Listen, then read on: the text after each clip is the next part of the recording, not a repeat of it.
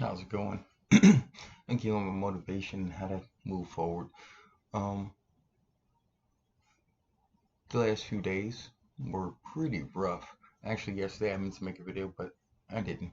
Mainly because I was supposed to be going to do some work, and it turned out to be a flop. And then I sat on hold with unemployment for about 13 hours for nothing. Again and again, you meet these roadblocks, right? And even like they say with like people who've been in addiction, they say do the next right thing. So I'm trying to do the next right thing. When there's a door that blocks me, either find another door or open the one you're in. But don't waste too much time. Don't ever waste time.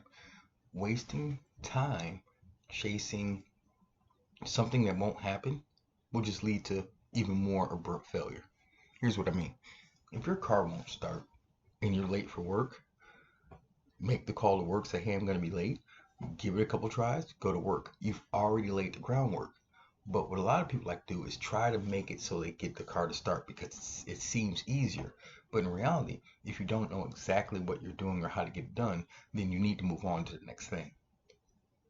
For example, um, unemployment. I'm locked out because I had an account from 15 years ago or something like that, right? And I filed, but I couldn't get in because I don't have that old email. So I talked to a lady after sitting on hold for, I think the first time was 8 hours, the second time was 5 hours, just pretty much the whole day just sitting on hold. The whole day. I got a hold of someone and they tried to give me instruction on how to fix it. And the worst part about it, even when I wrote down the instructions, I was doing it. She didn't, well, I told her eventually, but she didn't know it right away that I was literally doing what she was saying on the website. And I'm like, hey, that's not there. She's like, just write it down. It'll work. And in my mind, I'm like, that doesn't make sense. If it'll work now, I mean, if it'll work as you say it, then it'll work later. But if it doesn't work now, then it won't work later. Make sense? I mean, if I say press button A and you look around and there's no button labeled A, just because I wrote it down doesn't mean late button A is going to pop up. It just doesn't. So I did that all yesterday to about 4 p.m. when everything shut down, or 5 p.m., something like that. And I eventually called someone else today and they helped me greatly. They got me past the first part of the problem I had, and now I have another one I have to get it. I have to fix, which I have two methods of doing it. One um, is 50-50. I'm most likely going to try to buy a SIM card for an old phone number that is attached to that email, and then hopefully everything works out and I can get into it, right? But I'm not sure because it still might ask for the authenticator, which that's why I don't have the email. I don't have the authenticator app anymore. I'm gonna try that, and I tried calling Yahoo like a dozen times, and this is what I ran into with that. Okay, this is a paid service. You're gonna pay us to fix it. No problem. I've got the money. I'll pay for it. No problem. Well, you have to sit here and listen to our spiel, dude. Why am I listening to you? I literally listened to the guy for 30 minutes, and he still wouldn't let me pay him to fix my problem. And then eventually I was like, dude, I can't do this. I told you, and at the time I had to go to work. I'm like, hey, I'm on my way to work, bro. Can we cut this short? Well, you just gotta listen to 5 minutes, only 5 minutes, fine. 30 minutes later, dude, we still haven't. Oh, guys, because I haven't told you that, dude. You're throwing me around.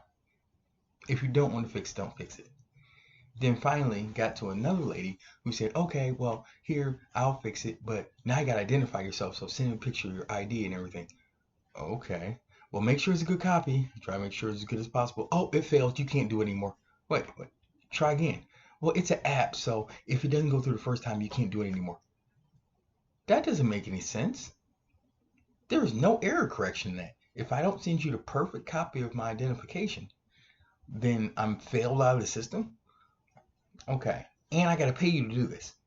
That makes no sense. So that failed. So again, kept running into failures trying to get access to that email before. Um, and now I have to make that work out. Um, it's rough, right? It's tough. Keep running these roadblocks. Rent's due, things are due, bills are due, but I have to waste time chasing after things that shouldn't be that hard to do. Now, a lot of it has to do with my failures in the past, and I have no problem acknowledging that. They really are. And that's my fault. But trying to fix the situation, some things aren't my fault, and those are hangups that I can't do. So I gotta go around them. So I tried calling Yahoo to get the email, get the email unlocked. Then I'm gonna try and get pay for the SIM card because I gotta find a Cricket around here for an old phone I have. Um, to get a SIM card for the number so I can get access to it that way. If that doesn't work, I have to go to unemployment and hopefully they can do it physically in person. But my thinking, they're probably not going to do it physically in person. They're going to do the same thing I'm doing, except I won't have access to the phone either. So I'm going to try and do both, get the phone, try to get my email unlocked, but then when I go to unemployment, I'll have everything in place so it won't be, nothing will be from my end that I can't, accomplish reasonably. Um, Am I motivated to do this? No. Am I doing it because I know where it leads? Yes. Is that a form of motivation? Sure, but it's not the positive kind. It's the worst case scenario I'm avoiding versus the most positive scenario I'm gunning for. That's another thing about motivation you have to understand. Which one are you doing?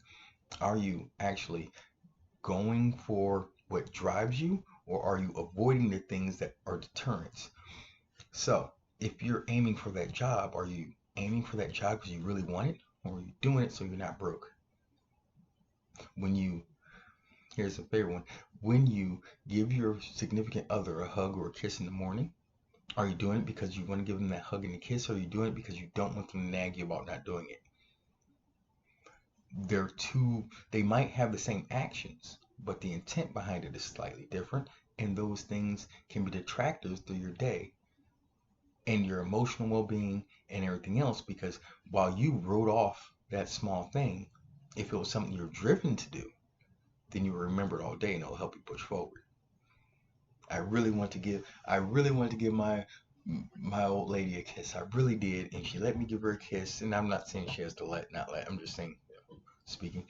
And that made my day. Now I'm happy when I go to work.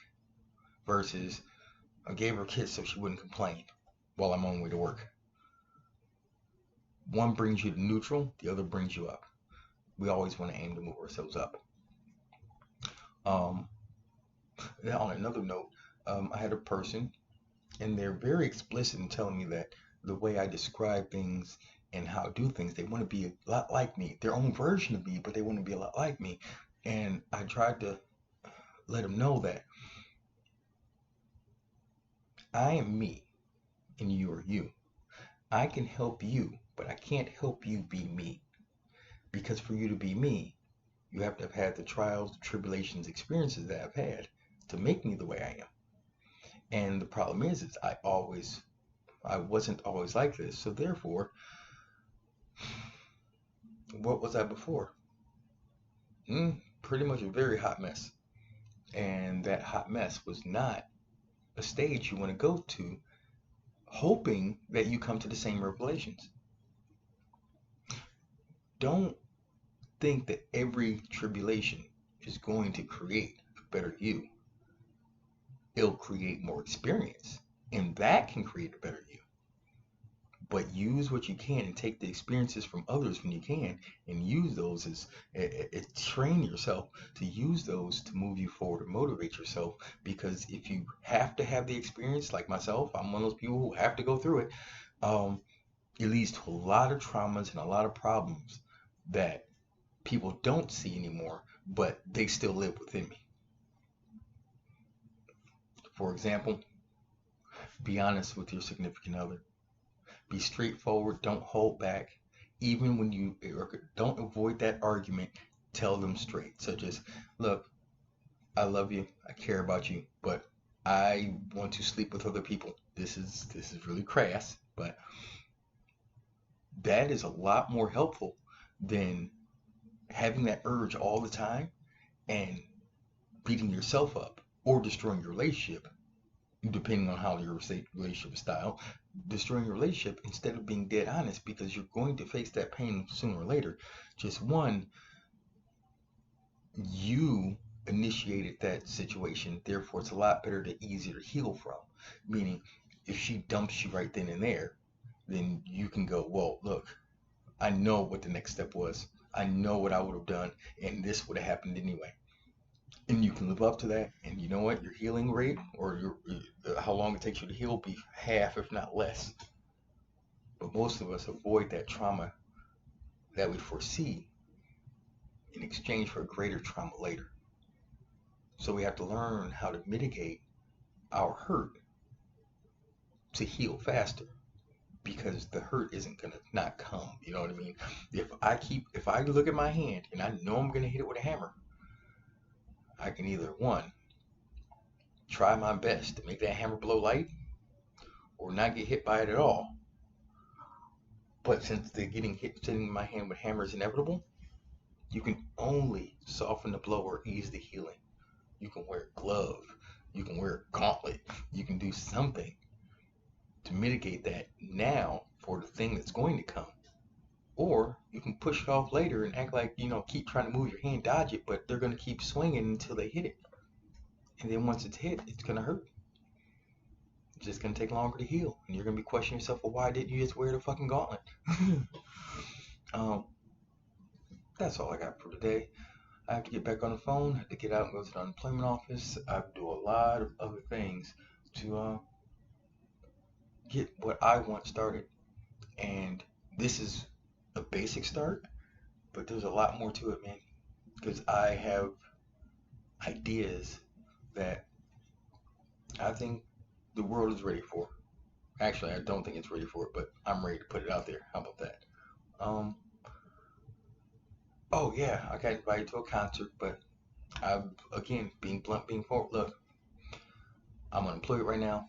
Almost all my money is going into me starting my own business, and I don't have it to go pay for a ticket just randomly. Some super sky high ticket that's, the concert starts in 5 hours. You pay for that. You might as well be paying for a plane ticket. And the person's like, oh, well, I'll just talk to you later. Okay, no problem. I'm not hurt. I'm not upset. I'm not anything. But I was appreciative of them inviting me. I was appreciative of them just thinking about me anyway. That's pretty nice. And that was on a good note. And hey, if everything goes well, I shouldn't be having as much stress as I have now. Oh yeah, click the link in my Patreon, subscribe, all this other stuff. I'll tell you my day-to-day life. And as I get my shit going, I'm gonna post more classes, so to speak. I have one posted.